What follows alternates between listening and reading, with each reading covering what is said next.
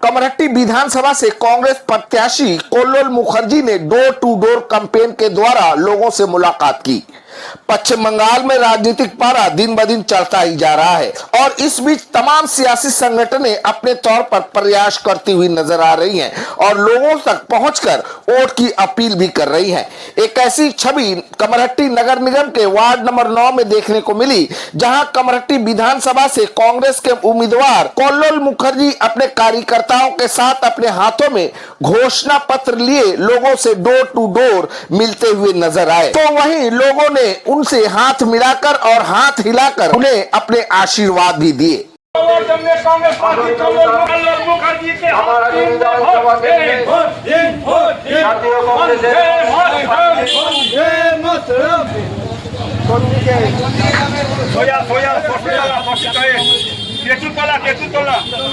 বন্ধুগণ, আসন্ন বিধানসভা জাতীয় কংগ্রেসের মনোনীত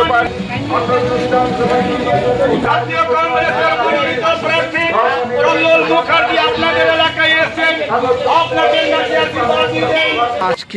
আজকে আপনি যে বেরিয়েছেন, তারপরে হাতে দেখলাম কি আপনার যে ম্যানিফেস্টো আছে ওটা নিয়েছেন, কি বলবেন এখান?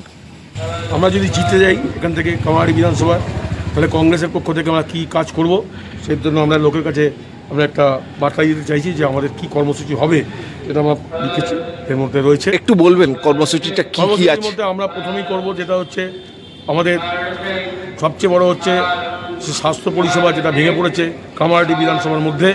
বিশেষ করে কামারহাটি আমাদের সকলের গর্ব ছিল, সাগর দত্ত হাসপাতাল, যেটা আমাদের কংগ্রেসের স্বপ্ন ছিল, আমাদের ডাক্তার বিধানচন্দ্র রায়ের স্বপ্ন ছিল যে গরিব মানুষের চিকিৎসার জন্য একটা বড় এত বড় হাসপাতালের জমি আমার মনে হয় পশ্চিমবাংলায় অন্য কোনো জায়গায় নেই।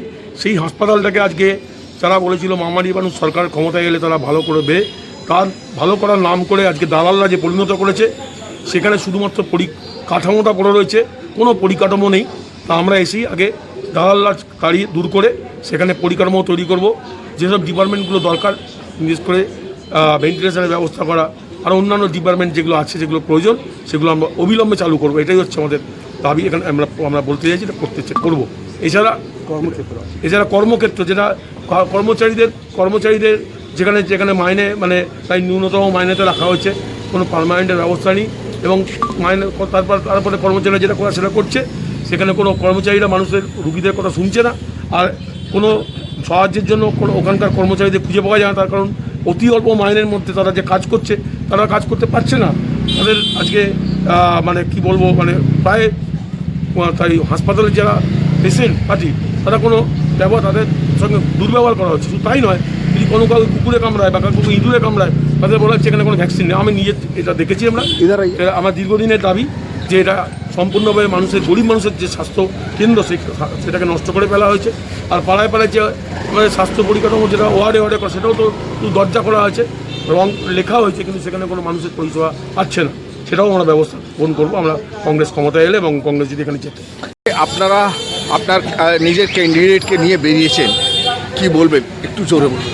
আমরা সারা কামারহাটি জুড়ে আমাদের এই ক্যান্ডিডেট, এমন কোনো অঞ্চল নেই যেখানে যায়নি। তাদের সাড়া দিয়েছে এবং আশীর্বাদ করেছে। তারা চাইছে, মানুষের যা স্বতঃস্ফূর্ত আশা দেখছি যে আগামী দিনে আমাদের এই লড়াইটা সার্থক হবে। বন্দে মাতরম, বন্দে মাতরম। জাতীয় কংগ্রেস জিন্দাবাদ, জিন্দাবাদ, জিন্দাবাদ। জাতীয় কংগ্রেস জিন্দাবাদ, জিন্দাবাদ, জিন্দাবাদ।